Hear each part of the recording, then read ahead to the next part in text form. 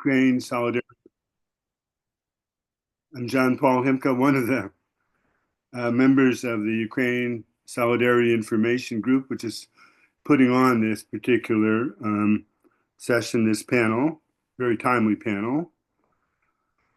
Who are we? We are a small group. We're 5 people. I would define us as eclectic left. And the people are, besides myself, Marusha Buturkiw, Marianne Abbs, Mike Palomarek, and Christy Chomyak. And we've been we're trying to put on a webinar every month. And this is our 3rd one. We've got 2 first of all, we have an important occasion. We're at a real crossroads in the Ukrainian situation right now. Very much so. And it's good to get a take on it that's not Fox News or MSNBC or any of that stuff, but is kind of real analysis. And therefore, we've invited 2 very important, I think, speakers. One is Professor Maria Popova. She teaches at McGill. She's an associate professor.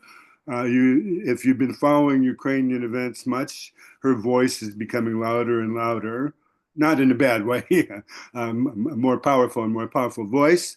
And she has recently co-written a book with Oxana Shevel on the Ukrainian situation and arguing against the kind of Putin is only reacting to NATO thesis. So she'll be a very interesting person to listen to. She's first on our talk. And then there's Dominique Arel at the University of Ottawa, who holds the Chair in Ukrainian Studies there and is a professor and well known for his activities in the Nationalities Association for the Study of Nationalities. He has held the Danyliw Seminar for years and years on Ukrainian topics. So we have, I would say, 2 very genuine experts. They will have no more than 20 minutes each. I am about to start my count, and Maria, you are first. Can I just add that we will have a Q&A afterwards. John Paul will pose a couple of questions, and then I'll be noting people's questions. For security reasons, we've made the chat so that you can only post to us. So if you have questions as the event proceeds, please feel free to post them. And then we'll have, I think, about 20 minutes for discussion afterwards. We'll have closer to 40 if we stop talking now. Okay. Thanks for that, John Paul. Yeah, so we really look forward to your comments and your discussion. Thanks. Okay, Maria, again, I ask you. Thank you. Thanks, everyone, for being here. Thanks for this invitation. Indeed, we are at a very important inflection point. And what I wanted to do in these remarks was sort of divide them in 2 parts. First, what have we learned in the last 3 years of full-scale invasion? And second, where are we now and what do we do? So to start with the lessons of the 3 years, I will start. I didn't intend to do that, but I will start with the point that we now know for sure that Russia's invasion is not motivated by fears of NATO expansion, by fears of NATO coming closer to Russia's borders. I wasn't going to bring this up. I thought this is really quite clear already, but the Trump administration is regurgitating the Russian talking points. It's all over the news again. So maybe we need to remind ourselves that NATO expansion, not only is NATO expansion not the reason, but neutrality as a solution, Ukrainian neutrality as a solution to this war is not a viable solution. Why do we know that this is not about NATO? We saw in the last 3 years that NATO added 2 more members. right on Russia's borders, and Russia did not react in any meaningful way. It, in fact, pulled its troops away from the Finnish border that it doesn't feel the need to defend. We also know now, coming in the last couple of days, this has been admitted by some of the most pro-Russian commentators in the US policy establishment. Tom Graham, after talks in Moscow, came back and said, well, it is now clear, and these are Tom Graham's words, not mine, which is why this is so shocking. It's now clear that President Putin just wants to dominate Ukraine, both its geopolitical orientation, but also domestically, to some extent, he says. But to some extent, he then clarifies, means he wants Ukraine to be similar to Belarus, which I think the right word for this is he wants to vassalize Ukraine. He wants, at best, Ukraine as a vassal of Russia. Now, this, of course, is not a security concern for Russia. It is simply an imperialist goal that Russia has been pursuing all along before this full-scale invasion started, really starting in 2014, motivated by a domestic change in Ukraine, not a geopolitical orientation change, but a domestic change. So I think we have ample evidence at this point to not take the NATO expansion argument seriously. It's a red herring. The second point that I think we've learned with more evidence and more convincingly we can assert it today is that Ukraine really is not a proxy of the West in this conflict. Ukraine is in fact fighting for its own independence, for its own statehood. It has its own goals and red lines. It's become increasingly clear, unfortunately, after the new Trump administration took power in the US, it has become increasingly clear that Ukraine will not shy away from standing up to one of its main allies so far, the US. So it was really only receiving help from the US rather than in any way fighting to further maximize any US interests.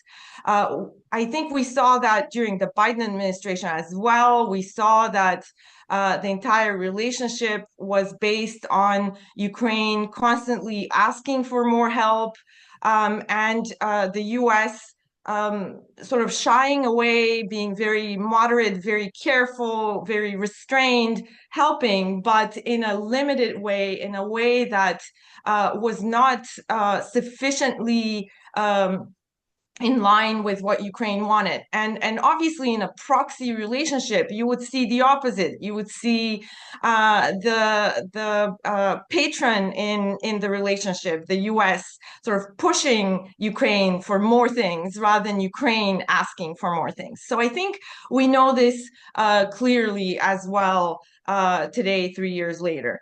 I think we also have increasing evidence that Russia's goals extend beyond Ukraine further into Europe. Now, this is something that I think was not entirely clear in the very beginning of the full-scale invasion. I think in the very beginning of the full-scale invasion, we could have thought, and I think I certainly was closer to the position that Russia simply wants to establish control over Ukraine for deep historical reasons, for the way in which Russia defined its own identity, thinking of Ukraine as being part of this tripartite unity. So I thought this is really mostly about Ukraine. Over the last 3 years, though, I think we've learned that Russia's designs extend further. We've seen Russia, as it is fighting this really high-intensity war, all these resources and casualties that Russia is taking, as it's doing that, it is still prioritizing interfering in a range of European democracies to try to push pro-Russian actors, to try to destabilize unity in Europe, and to try to eventually reconstitute the European security architecture in a way that allows Russia to reinsert itself in this architecture and dominate the countries that it can. Now, obviously, this doesn't mean that Russia plans to march to Paris and Berlin and occupy those. For now, I think the goal that they have in mind is destabilizing the Eastern European democracies and establishing control through domestic puppet actors within as many Eastern European countries as they can. They tried and failed in Moldova. They're still trying.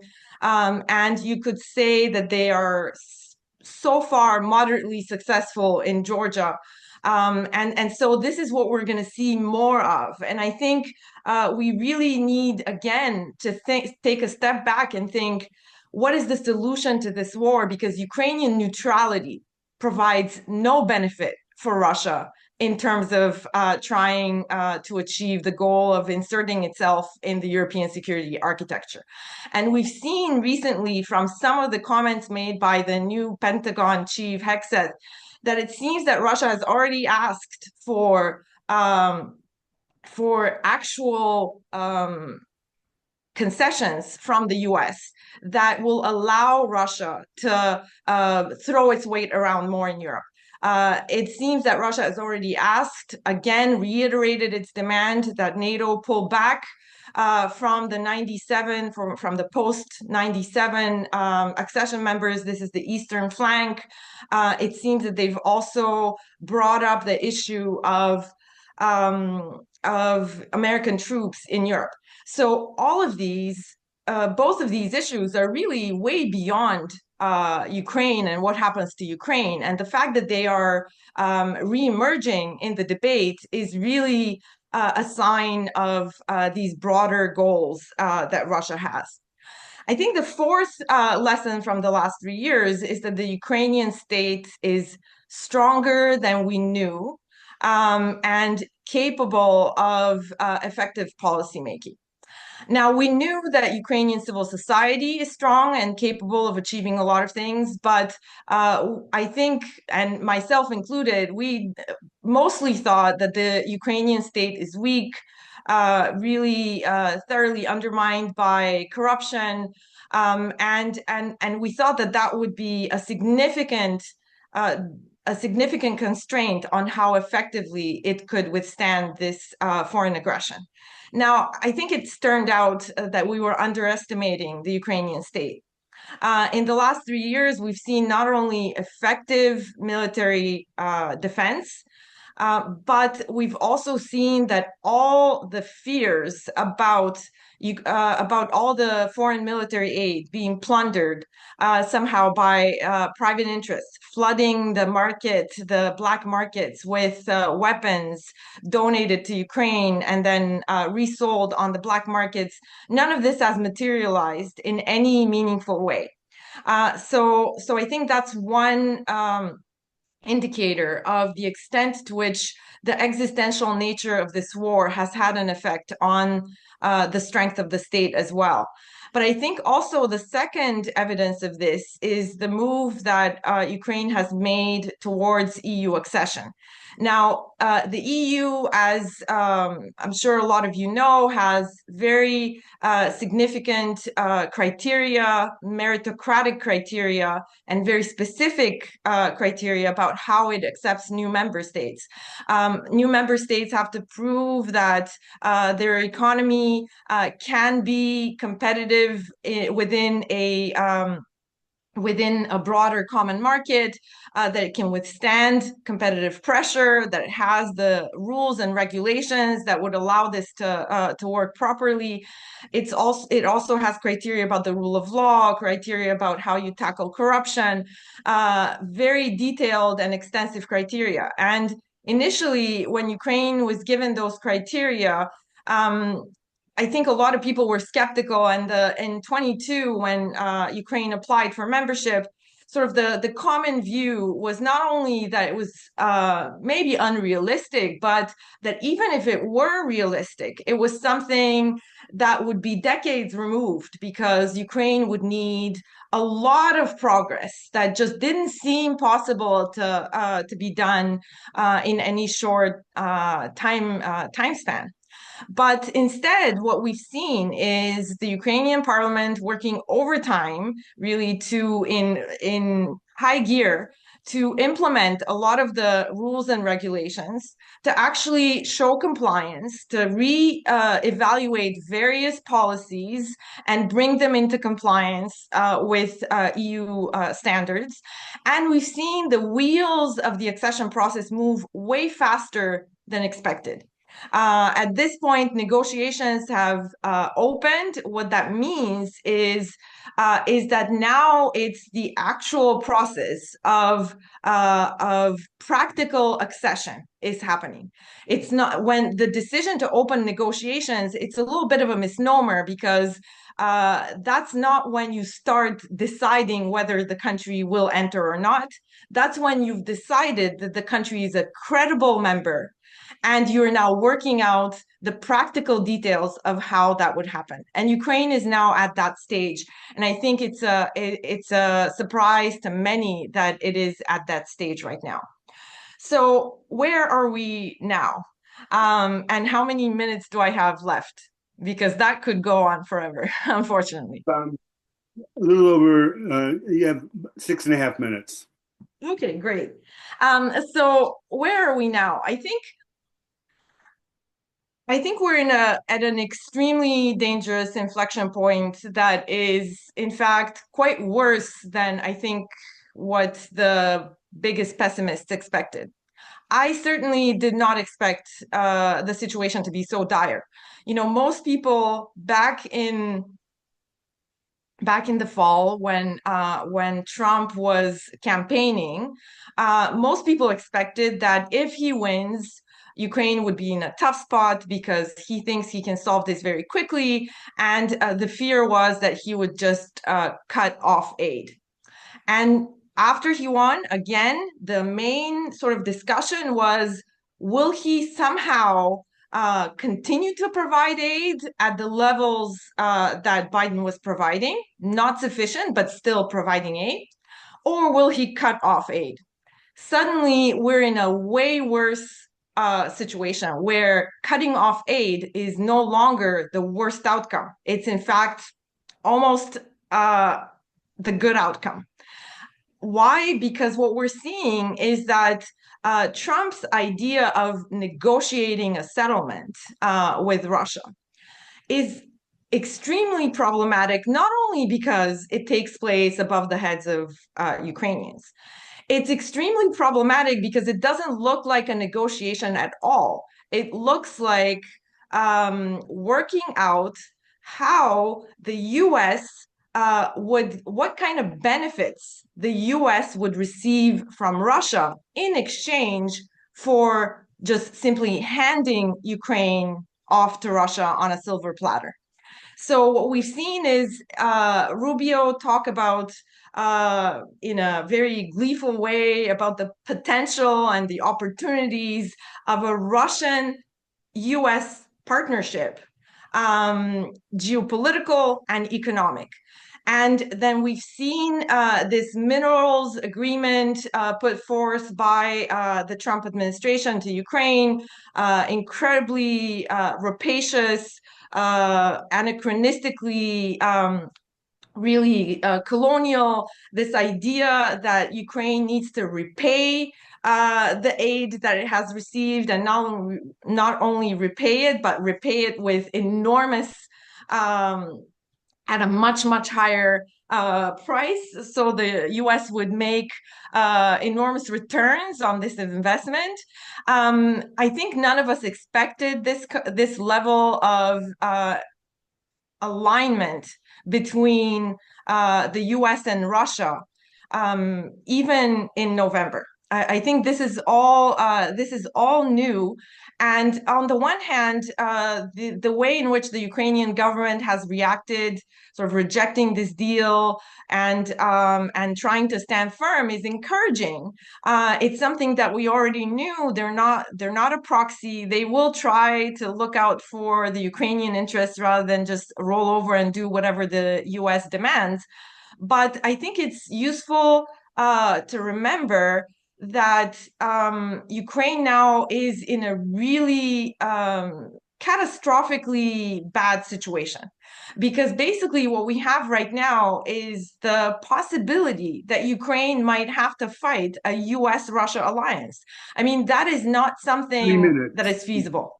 3 minutes. So, and when I say a US-Russia alliance, I don't mean yet sort of American troops attacking Ukraine, but there is a lot that the Trump administration can do to undermine the Ukrainian position, short of just simply joining Russia the way that North Korea has joined. He could lift sanctions, he could share intelligence, he could undermine the Ukrainian government by basically threatening their safety by sharing intelligence with Russia. There's a lot of things that the U.S. Administration can do where it could really harm the Ukrainian position dramatically. And then we're faced with the question of what does the American political establishment and the American public do about something like that? And I think if you had asked me in the fall, I might have said, well, there is no way the American people and the American political establishment will stand for that. We know from polls that a majority of Americans support Ukraine. A majority of Americans see Russia as the bad guy. A bipartisan majority among Republicans and Democrats supported Ukraine and supported aid to Ukraine. So how could Trump unilaterally lift sanctions or help Russia with intelligence? Well, at this point, I don't see what is going to stop him from doing that. We saw that his appointees went through Senate. We saw that Tulsi Gabbard has been appointed as head of intelligence. So I don't see what's going to stop him, and that's why this is an extremely dangerous moment we're in. I'll end here. Thank you. Thank you very much, Maria. That was a lot to think about. Okay, and next, Dominique. Yes, thank you, John Paul. Maria and Oxana Shevel wrote a great book. Also wrote a book with Jesse Driscoll called The Unnamed War. So both Maria and I can have the long view on the war, which the US currently no longer wants to call a war. So here we go, back to the unnamed war. I'll try to make 3 points. The third one, I'm not sure I'll get to it, maybe in the Q&A. The first point, which is really picking up on where Maria left off, no major, if any, disagreement in our reading of the situation. Let's start with the geopolitics. So I'll say it straight. The United States under Trump now constitute a threat to democracy. And that, not that we didn't see that coming with the Trump re-election, but expressed in such dramatic and stark terms. So I'm referring to the speech by J.D. Vance last Friday in Munich and the constant now statements by Trump and his minions. Expressed in two, I would say, different ways. The use of economic coercion, so intimidation through economics. Now, most of us, if not all of us, maybe not all, but most of us here are Canadian. And so we know what this means. Suddenly, Canada is under threat, under economic, if not worse, threat. Trump is attacking his allies and basically genuflexing in front of people that he thinks are intimidating, such as Putin, so authoritarian figures. That's not particularly new, but again, fairly dramatic. So the economic coercion, so we see it in Canada, and now in Ukraine, that is really the Ukrainians and all of us were blindsided by the sheer brutality and rapacity of the Trump demands, which is, as Maria said, but I'll add a layer. Trump is literally asking for 500% interest of the actual aid, which is, by serious estimates, is around $100 billion, as a payback. And you've seen the details. The two drafts have leaked. It is unbelievable. It goes way beyond the so-called critical minerals, rare earth, and so forth. It's basically all major economic infrastructure, even portal installations, oil, gas, up to $500 billion. Incidentally, I'll add, since I have a Canadian audience here, Mike Waltz, who's the national security advisor, supposed to be pro-Ukraine, but of course, once you're on the Trump team, you've got to start lying and repeating the lies of the president. So he's pro-Ukraine and he repeats Trump. So that's fortunately nothing new. But he did say that, in particular, there is one aluminum enterprise in Ukraine that could satisfy all demands in the US for nothing, right? For free. And I'm sitting here in Quebec. It's 80% of exports to the US comes from Quebec. So basically, Trump said, fine, we'll just forget about Quebec and Canada and pillage Ukraine. That's the economic coercion, which, of course, Zelensky is resisting because there's nothing in return. The original idea, maybe that was the original sin by Zelensky. He thought, okay, let's speak business with Trump last fall. Let's open the door. We could have the, since he doesn't really believe in international law, democracy, and so forth, international security. Let's discuss this. Maybe we'll get protection. But if you got protection, you're supposed to be protected. And now it is literally, we're back essentially to Belgian policy under King Leopold and in Congo in the 19th century. The sheer, again, brutality is astounding, but Ukraine is resisting. The second threat to democracy is through unfettered disinformation. That's basically the pressure that if you don't, if you dare, and the you is not just Ukraine, it's Germany, it's France, it's Canada, dare regulate social media that is becoming more and more aligned with Trump's policy. In the case of ex-Twitter, it's basically the same policy now. So we're talking disinformation, hate speech, even incitement to violence. Then there will be the economic, if not worse, coercion. That's the second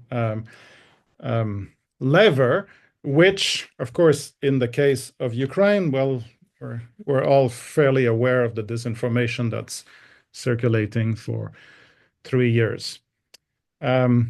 So what is stunning is the ideological alignment now of the United States with Russia against Ukraine, against Europe, and against Canada. Well, against the free world, you could say. Second point, ending the war. So let's try to get some specifics. Trump has no plan. It's fairly clear by now. He absolutely has no plan. He, as Maria said, he conceded a lot before even opening up the negotiations. just having, well, first the phone call and then the Saudi Arabia event,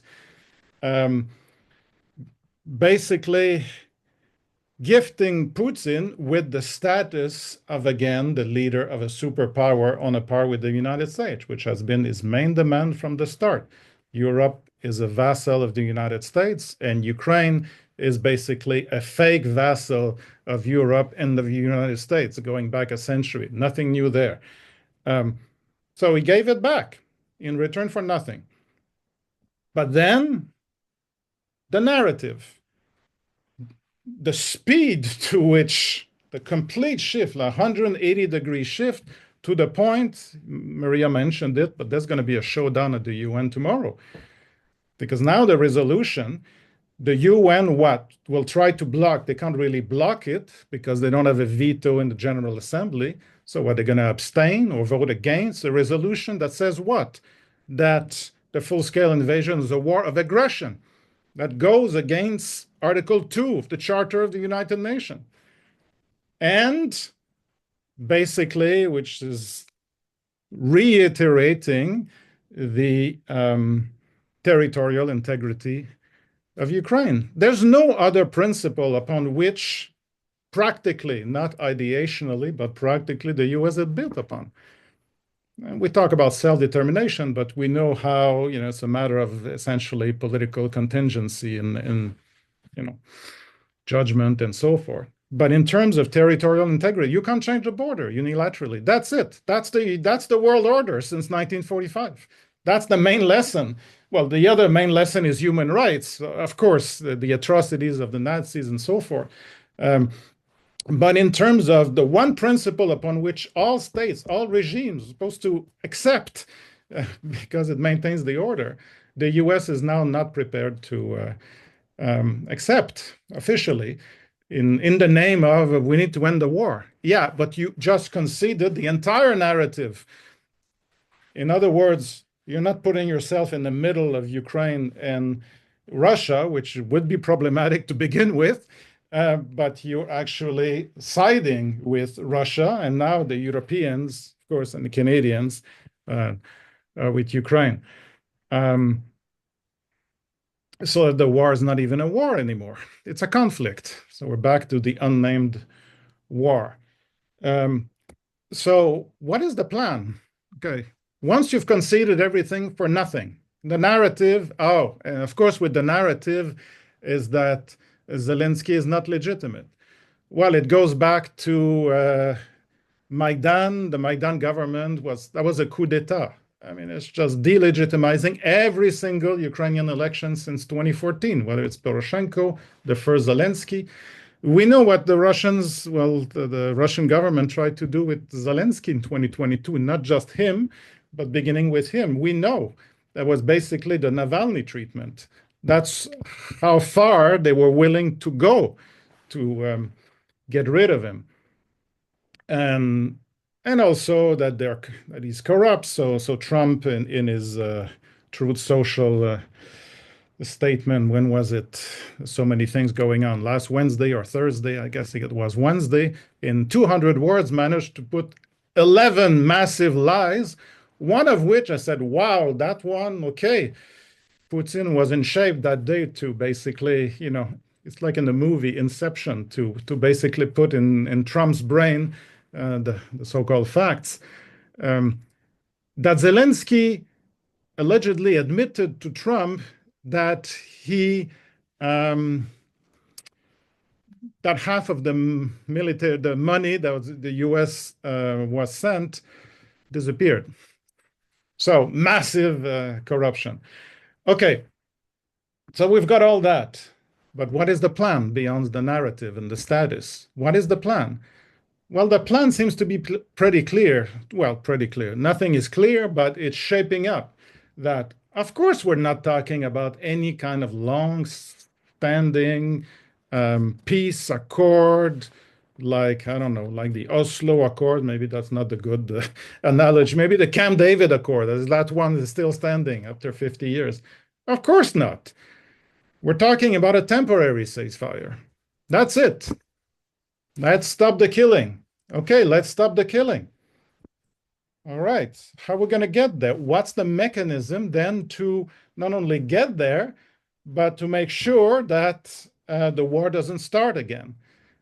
So now we're talking about what is the buzzword is security guarantees. Security guarantees, what it means. It means, okay, we're going to stop the killing, we're going to stop the fighting. We want to make sure we're not being attacked again. 29 ceasefires were broken during the Minsk Accord between 2015 and early 2022. 29 of them. Of course, it will be broken. How do you make sure that Russia will not attack again? Well, it's not called concession, it's called dissuasion.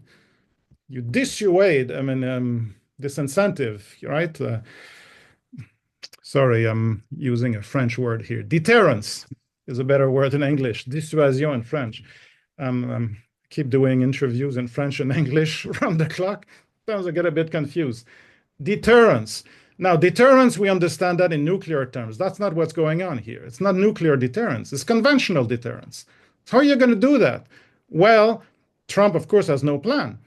He's not about to go and send American soldiers. But now suddenly the Europeans have a plan, or plans that are being shaped up by the British initiative, the French, both the President Macron tomorrow, and I think the British Prime Minister, if not the day after, will be in Washington.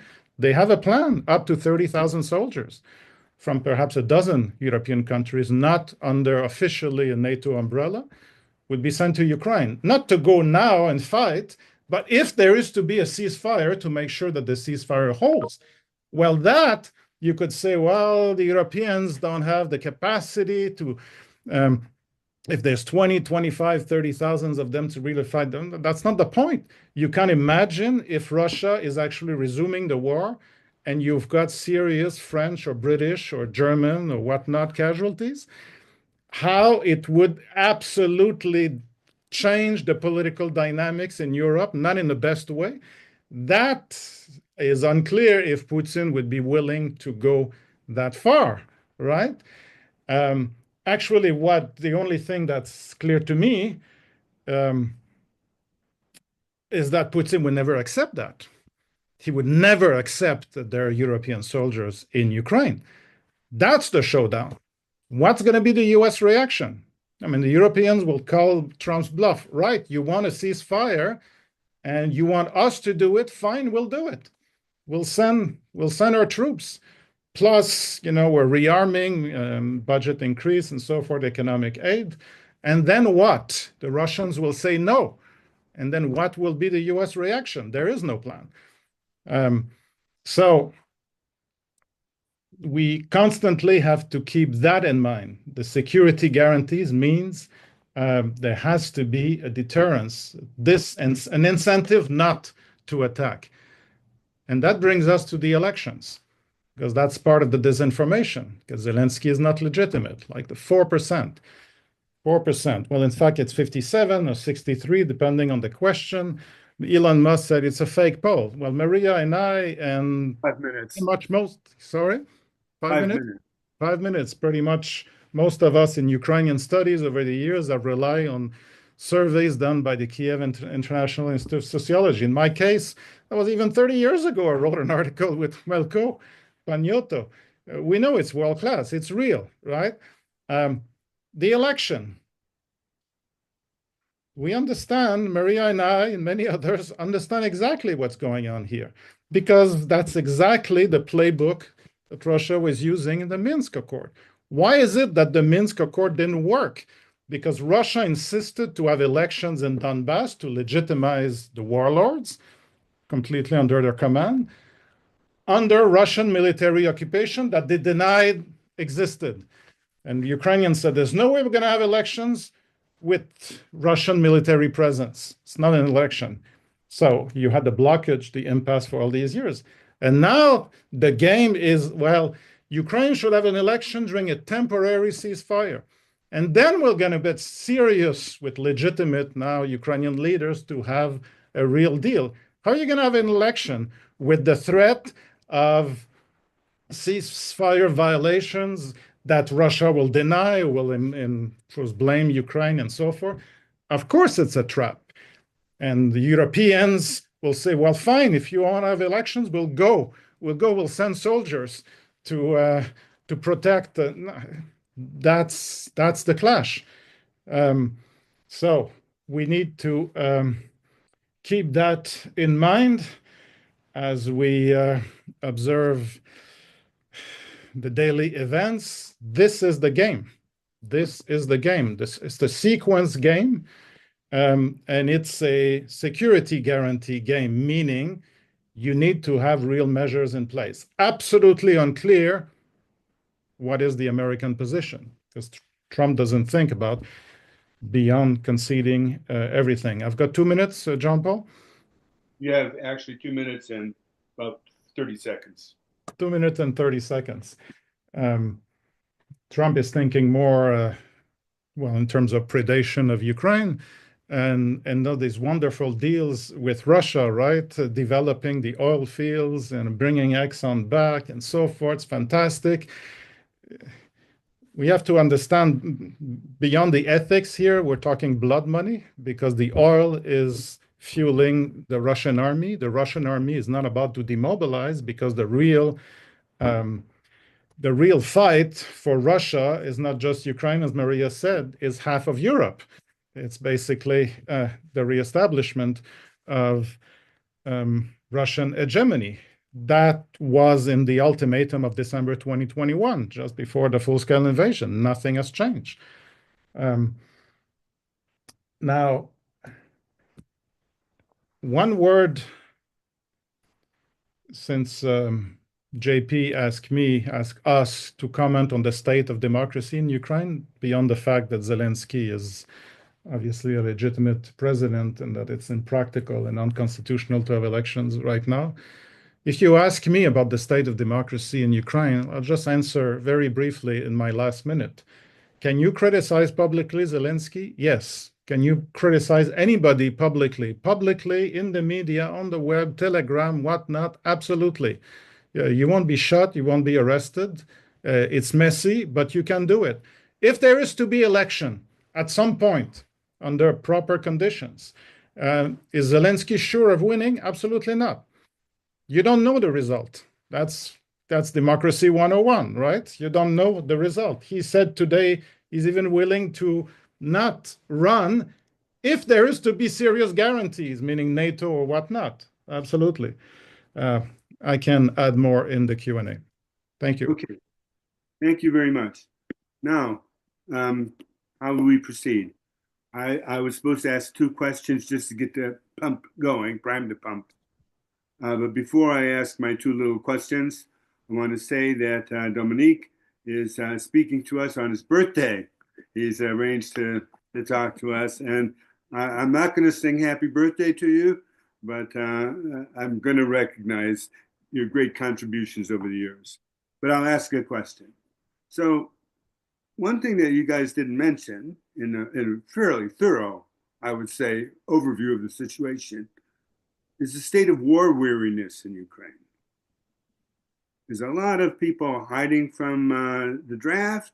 There's a lot of people who are saying enough. I think that when Putin is talking about election, he's not only looking for a new kind of legitimacy, but that what he also wants to do is put up a candidate like Poroshenko, who will say, you know, Armia, let's fight forward, and a candidate who's not. So I think what they're looking for is to take advantage of war weariness. Or do you think war weariness is a false issue? Maria, you go first. Sure. Yeah, that's a really good question. And of course, after 3 years of full-scale war, there is definitely war weariness. And of course, the most motivated people went to the front from the very start. And it's been 3 years, and now they're down to the people who don't really want to fight, even if they support Ukrainian independence, right? So I think what's important here to keep in mind is that the war weariness is there because the war is brutal. But I don't think it translates into a desire to come to some sort of to basically surrender to Russian demands of vassalizing Ukraine. So I think what the polls are showing is actually explains this quite well. There is a majority who want a ceasefire because they want the fighting to stop. But there is an even bigger majority that say that they do not support meeting Russian demands. So this is the situation, and I think that's why if there were an election, we don't actually see. Even though, as Dominique mentioned, there is a lot of political competition in Ukraine as we speak, even in the last few days over the minerals deal, Zelensky has been quite viciously criticized. We saw Goncharenko. I mean, there are people who are not really happy with what he's doing right now.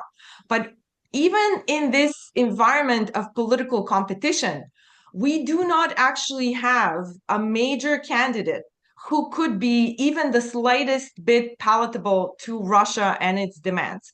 We don't actually have a credible candidate who Russia could sell as the peace candidate. You know, someone like Arestovich, his ratings are very low. There isn't really an alternative. What the polls are showing is that the alternative to Zelensky is Zaluzhny. And that is not an alternative that Russia likes. And that is not an alternative born out of I mean, in some ways, it may be born out of state weariness in the sense that they believe a war weariness in the sense that they might believe that Zaluzhny may be better at getting better outcome. So yes, the weariness is definitely there, but it's not a straightforward. That's my thinking is it's not a straightforward solution to what Russia wants. It doesn't play to Russia's favor very much. All right. Okay, Can I Yes. also, just add a few more things, basically in agreement with Maria. I'm not sure we'll disagree on anything anyway today. So it's just a matter of emphasis and then trying to make sense of the cacophony that we're facing here on a daily basis. This is an attrition war since late 2022. There's been major change of kind of conquest and reconquest of territories. In 2022, Ukraine lost the south, then didn't get it back, but got Kherson back, and then got pretty much all of Kharkiv province back. Remember, in September 2022, and of course, kind of the northern front collapsed for Russia. But in Donbas, very much attrition. They're losing villages and so forth. But here we are, after 3 years. And I remember in 2022 when Russia realized they couldn't get Kiev, they said, fine, we'll get Donbas. And then we kept hearing Putin wants the whole of Donbas for May 9th, 2022. And here we are 3 years later. I don't want to minimize. I mean, it's absolutely horrendous, the casualties and the level of destruction. Gaza, Donbas, it's pretty much the same rubbles that we see in all over Donbas, Bakhmut and Avdiivka and Pokrovsk. But Pokrov is still standing, and the other two major towns left are still standing. And Ukraine managed even to get into Kursk, and 6.5 months later, they're still there. The Russian army, the mighty Russian army, even with 10,000 North Korean soldiers, can't do it. So looks like Russia has the advantage, but we're talking in terms of kilometers, and the ratio of casualties to kilometers taken is just astounding. How absolutely unclear that Russia could keep on doing this forever. But it's an attrition war, and there's the point number two, we're all familiar. We all know about the issue that Ukraine is missing, lacking soldiers, and those that are at the front didn't get in basically a real rotation in 3 years. That's not sustainable, of course. And they don't want to sacrifice the young generation partly because of the demography. There's so few of them compared to the other cohorts. We all know that. And you have, like the former press attaché of Zelensky when he was president, Yulia Mandels, she wrote a very emotional piece weeks ago saying, we need a ceasefire. We have to find a way to have a ceasefire. It's just we're at the limit. But then there has to be a real ceasefire. What's going on right now is we're not heading towards a ceasefire. We're heading towards a fake ceasefire that would mean even more war, and minus the American support. So I would just second what Maria said about the election. I've written a great deal over time with Paniotto 30 years ago starting, and in the book about the East-West, the regional dynamics in Ukraine, and at the time of the Party of Regions that had a stronghold over Donbas and so forth, the Russian-speaking versus Ukrainian-speaking. There's been dramatic changes. There's just been dramatic changes. Why? Because first and foremost, the full-scale invasion and this the first massive conventional war in Europe or in the world since the Korean War in 1953, conventional war, is basically in the East, mostly in the East. And overwhelmingly, the victims are Russian speakers, the so-called Ruski Mir. He's attacking what he thinks are his own people. And that has, of course, not just dramatic and demographic consequences, but in terms of what people think. It doesn't matter now if you speak Russian or Ukrainian, you don't want to be attacked. You don't like being attacked, to say the least. So when there is this ludicrous claim that Zelensky's at 4%, and we hear from the Key survey that it's at 57 or 63, depending on the questions, I always look at the regional breakdown. And what's stunning is that the regional breakdown is basically there's no variation, no statistically significant variation from west to center, to the east to the south, with all the caveat that there's a lot of people displaced and so forth. But essentially, it is now kind of a united view, which makes it most unlikely that any kind of pro-Russian, whatever that means nowadays, candidate could kind of emerge from the free or even be a serious player under the current situation. The issue with the election is not that. The danger is not that. The danger is the threat of renewed attacks during an election that will be logistically incredibly difficult to organize, almost unprecedented, well, actually unprecedented in modern history, considering the scale of displacement. Okay, I'm not going to ask a second question now. We also are going to have now open to the floor questions, and Marusa Butsurkiw will moderate this section.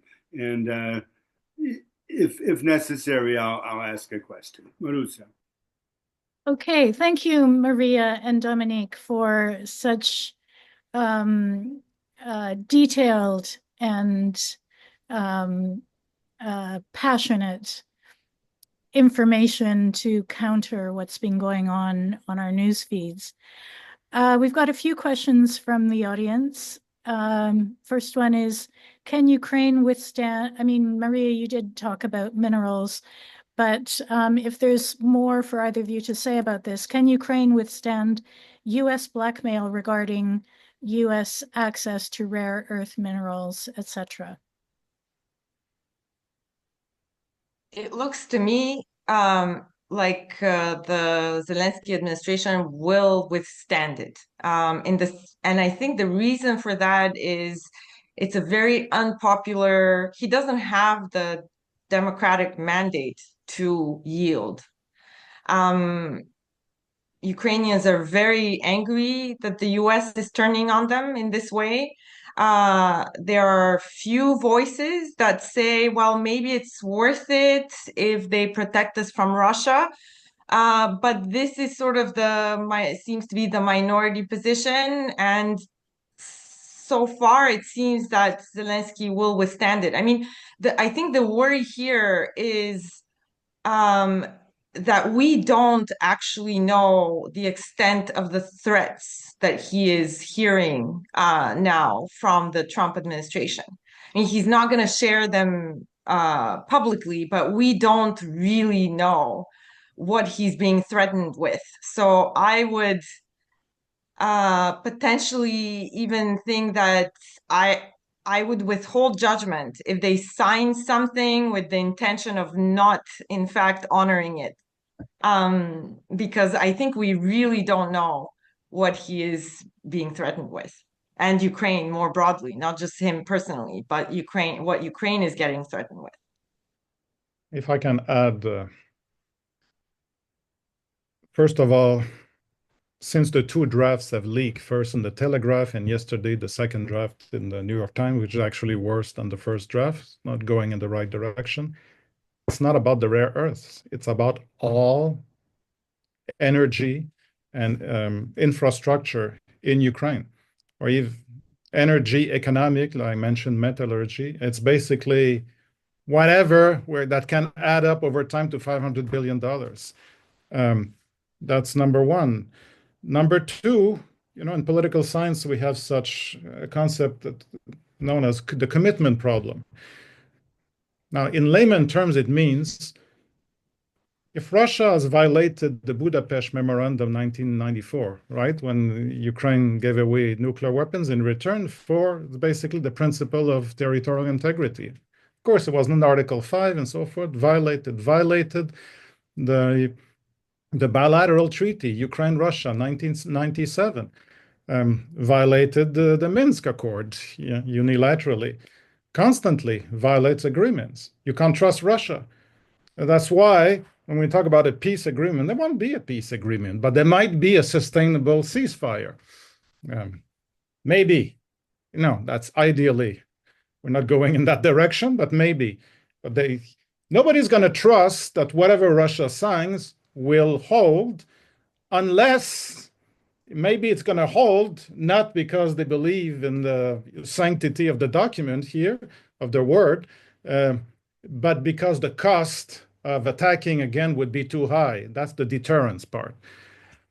The problem now that the United States is descending into some kind of lawless authoritarian state, anyway, going in that direction, is that you can't trust now. You can't have this. You have a commitment problem in the United States.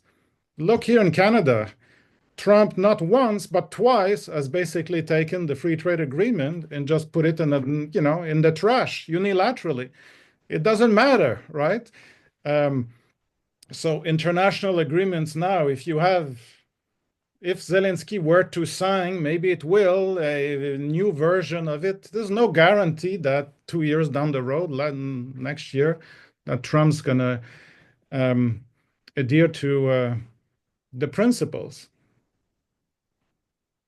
But in terms of the level of threats, that was Maria's point. We don't know what's being said. Some of it is filtering. We're going to cut off Starlink, which is actually a commercial agreement that is paid by Germany and Poland mostly.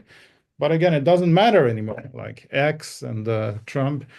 But what's really critical is the Patriot missile system, basically the defense of cities. If Trump were to say, because even if they have the system is still licensed by the US. They can remove the license, they can stop sending munitions, they can prevent Europeans legally from sending their own system bought by the Americans and so forth. And that would make the situation, which is already pretty bad, even worse. And probably that threat is also being issued. But you've got to withstand it. because it's not clear. Again, that's the one part it's not clear. The extent to which the US on this issue of military aid and security guarantees really want to walk away with everything with all the consequences of it. Okay, another audience question. Now, Maria, you're saying that Zelensky will not accept the mineral deal, but this person is asking if the Ukrainian government does accept a sellout deal, what are the odds of prolonged guerrilla warfare?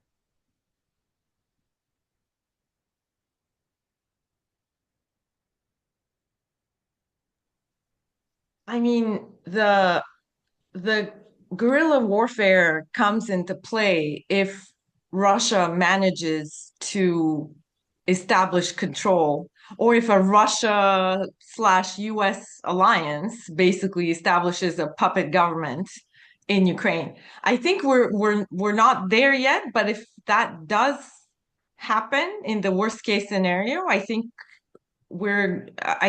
this Russia-US alliance is guaranteed guerrilla warfare. Obviously, Ukrainians are not going to simply take this domination after more than a decade of resisting it. I would add, maybe you can call me an idealist. It's hard to be an idealist these days, but I believe in agency, and the European reaction so far is pretty good. It can be very strong. It's one thing to say, okay, they don't have yet the capacity, blah, blah, blah, blah, blah, but they can make very, very significant moves here if there is to be a walk away by the United States. Because if there is a consensus, except among the two illiberal regimes, the long-standing one in Hungary and the more transitional one in Slovakia, is that Russia is a threat to us. Putin will not stop. He's actually not already stopping. Maria talked about all the sabotage and so forth that's going on. And ask the Swedes and the Finns in particular, who basically broke with 75 and 200 years of neutrality. This is real. This is real. And even there was a very interesting op-ed by Keir Starmer today in one of the British papers. Even in Britain, let alone Denmark, even if geographically a bit more removed from Russia, they feel it. So there's something major happening in Europe, and the AfD did not get a boost. Probably is going, I'm talking about the German elections, that's good. The results are coming in as we speak. There was no positive effect, and maybe even under. So there's already a pushback politically, but they won't let Ukraine fall. Okay, a question from Talmaj. Is Article 5 still viable with the absence of US involvement in Ukraine?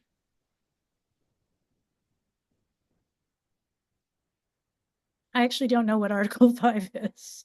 Okay. Maybe someone could explain that. I'll keep the sequence. Maria first and then me.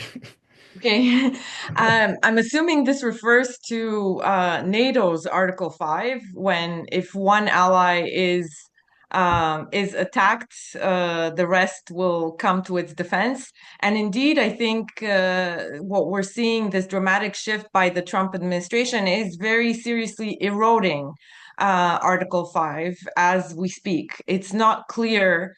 I mean, it's almost absurd, because what are the chances that the US will protect allies in NATO when the US itself is threatening allies in NATO with annexation, threatening both Denmark and Canada? So what does it mean for the US to come to your aid? It might seem increasingly appear like a similar situation to Russia's claim that they're coming to help Ukraine, right?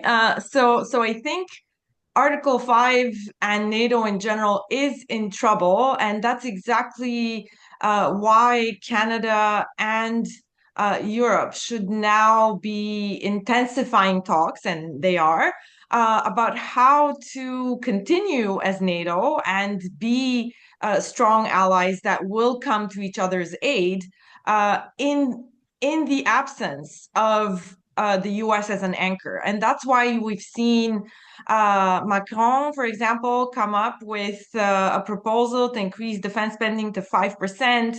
That's why we're seeing discussion about lifting deficit spending rules within the EU in the specific area of defense, because there is a realization in Europe, as Dominique mentioned, that they will need to step up here, not just for Ukraine's benefit, but for their own as well. I was asked that question yesterday on a radio show, and my answer is, if Russia tomorrow were to attack, let's say, Estonia, because the Canadian contingent is in Latvia, but in Estonia, it's not clear to me there's actually a NATO contingent, although obviously it's nearby. You seriously think that Trump would send American soldiers to defend Estonia? Seriously? So, and we have vans. Of course, you can say it's just theatrics, provocative, performative, but simply to use it as blackmail. He said, and again, it's constantly this so-called censorship of the right. Censorship of the right meaning you've got to open yourself, again, as I said, to disinformation, electoral interference, hate speech, and so forth. That's what he means. You basically, there has to be no restrictions whatsoever on speech of the worst and vile variety. And he said that basically maybe we'll just pull up and leave the Ramstein military base. And I mean, he's invoking it, which again may be just, again, to theatrics. But it's resonating. It's resonating. But it doesn't mean that it's complete chaos now. It's basically all right. But Europe and Canada, the alliance will do it themselves. The plan, again, by Starmer and Macron and the others to send soldiers to Ukraine, well, even if legally, technically, it's not Article 5, it's not NATO, these are European soldiers. If they actually have boots on the grounds, that's a major escalation in a positive way that for Russia, suddenly, what would be Russian reaction? But basically, the international order that we've known since 45, 49, the creation of NATO in the 50s and so forth, we're in a different era. We have to recognize there's something seismic happening. Okay,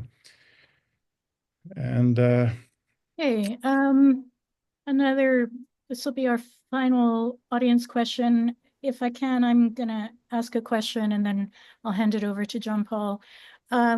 This is from Tatiana Hranchak. Given the West's desire to avoid direct confrontation with Russia at all costs, what do you think could deter Russia from nuclear blackmailing European countries and even the US in the future?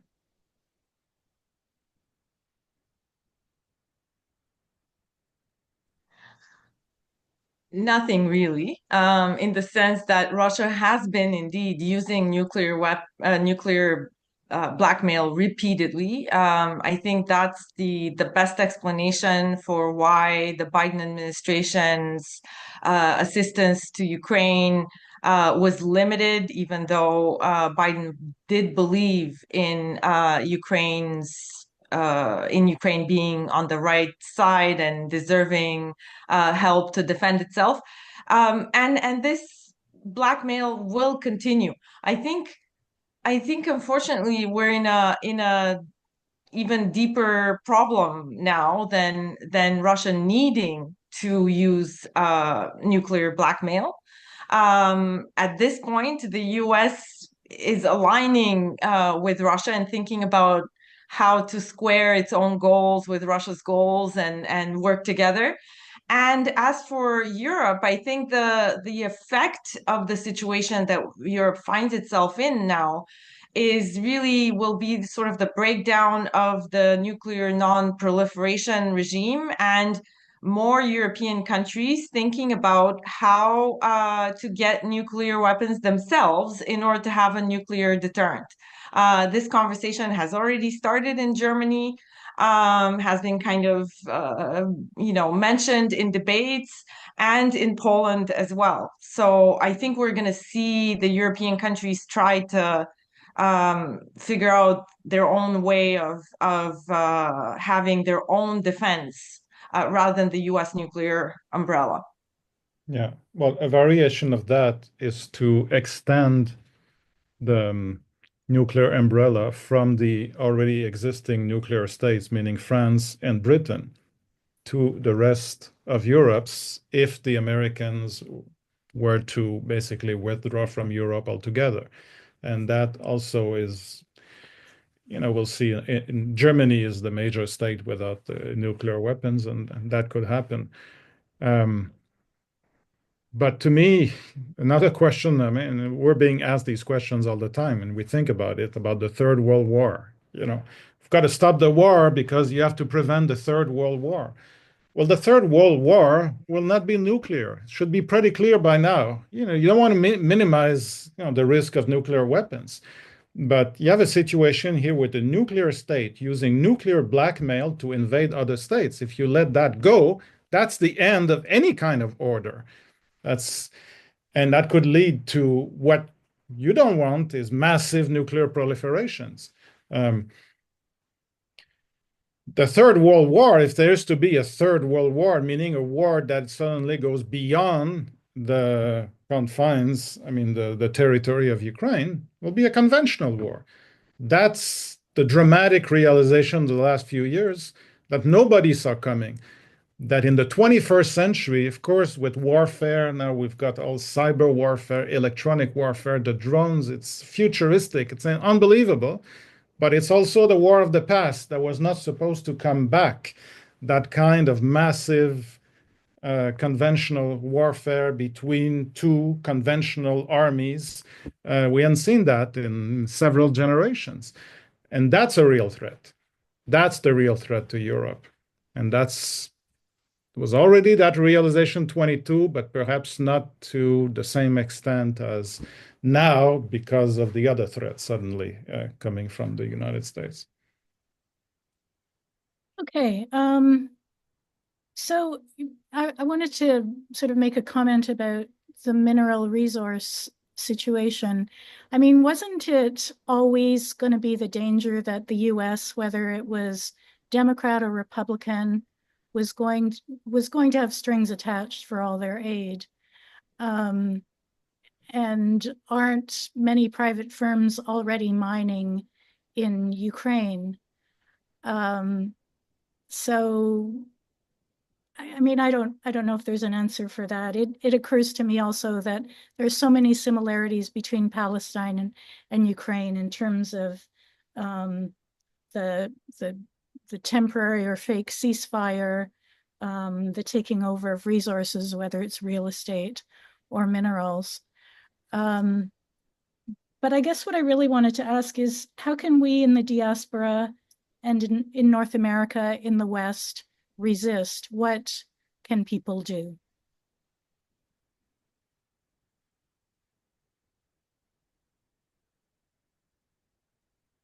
So I think it's a really important point, this issue of whether there would have always been some strings attached and sort of multinational corporations were going to take advantage of this all along.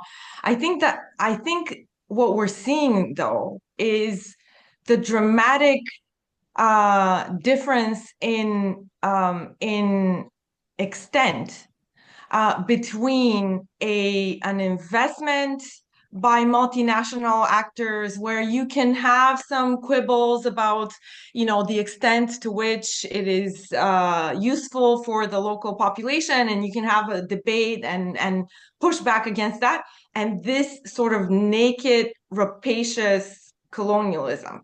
And I think we had become a bit complacent in thinking that the current behavior of the multinational corporations is the horror, whereas the earlier colonialism, that could no longer be done anymore. Well, now we have this illustration that we could go back in time dramatically, and therefore it was good to have these debates about multinational corporations and their role, but really cognizant of the fact that there's a dramatic difference in how rapacious it could be. And I don't think I certainly did not expect that this level of rapaciousness could make a comeback so quickly and so dramatically in the US. I mean, I think the fact that we see now the US actually acting in the way in which sort of the worst representations of it before, it's now living up to the worst descriptions of it, I think. And in terms of what we can do, I think it's probably, I mean, I think it's useful to know that and to repeat that Canada, as much as we have always been sort of a reliable supporter of Ukraine, we're not top of the list in terms of the amount of aid that we have committed. We absolutely could be doing more. And the fact that we've been consistent rhetorically shouldn't let us off the hook, that we actually could make some more sacrifices to help Ukraine more. And I think now what we could be telling people is that we now have an additional sort of selfish reason to help Ukraine even more. And it's a selfish reason because we really, as Canadians, should have an interest now in Ukraine proving that a smaller country can withstand the aggression of a bigger neighbor. It's in our selfish interest right now to have this precedent and this example. So we better step it up too. I totally agree with Maria, except with the word selfish. Just a different twist to it. You know, in 2022, there was this incredible outpouring of support, and in Canada, welcoming the refugees and sending economic aid, and proportional to GNP, Canada, in terms of economic aid to Ukraine, was pretty much in the top tiers. So military is a different situation. But specifically on the military, pretty much nothing happened in terms of increasing military budgets. The famous 2%, Canada is way the latest plan is maybe in 2032. It's ridiculous, right? Nothing happened. Why? Why did nothing happen on that front? Because probably we've always said anyway, the Americans are protecting us.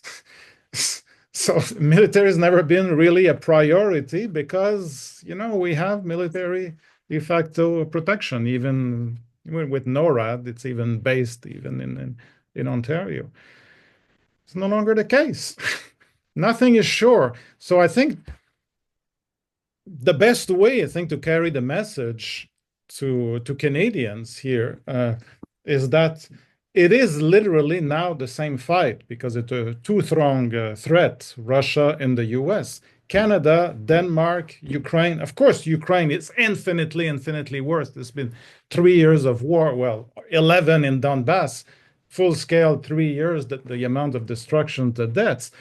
But in terms of, again, economic coercions, even the threat, perhaps, of, military annexation and so forth,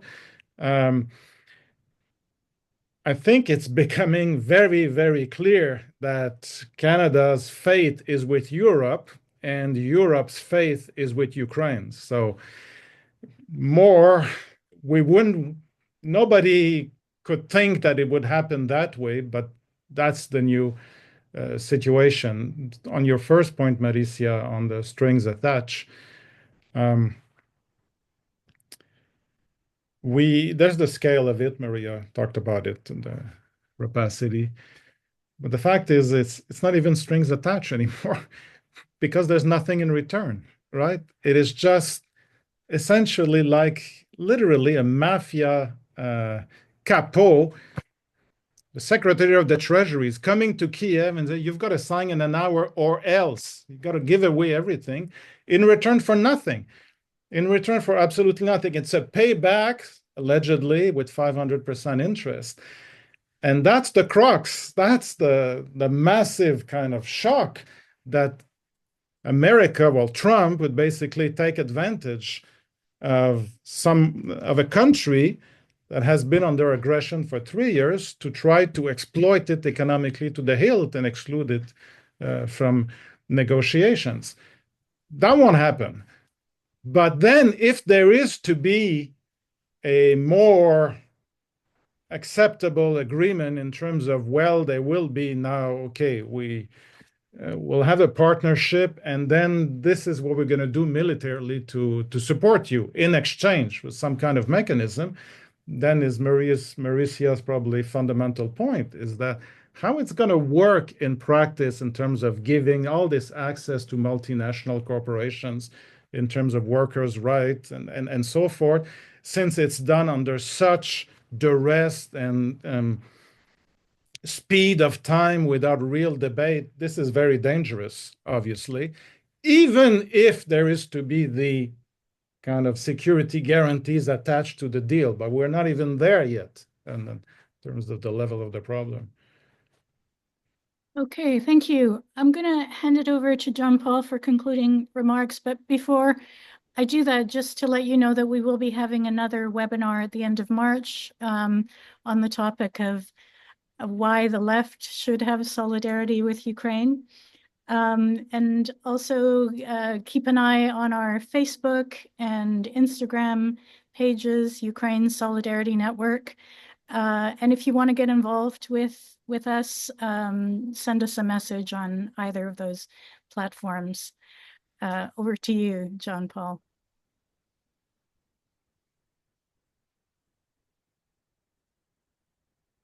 I think you're on mute.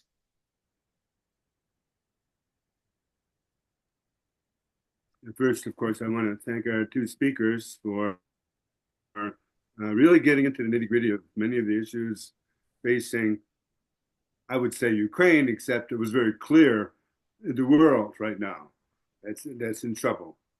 And, you look at where Ukraine is.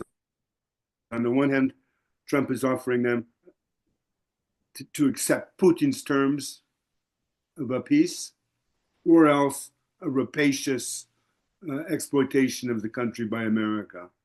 A terrible situation to be in. People are pointing, our speakers are pointing to Europe. Unfortunately, the German elections are really disgusting. 208 for the Christian Democratic Union, 150 seats for Alternative für Deutschland. What should we do? I think we have to continue thinking, continue discussing. We have to continue shoring up those things that we are committed to democracy, to social justice. We have to, each of us individually, organizationally, work to try to overturn what's been going on in the past. Think about it, 2 months. Wait a while, 1 month. Well, it's he was on the 20th, and we're basically 1 month. The world has turned it upside down. My cousin used to always say, "Tak zawsze nie bude." It's not going to be like this forever, and that's what I believe. Okay, goodbye to all.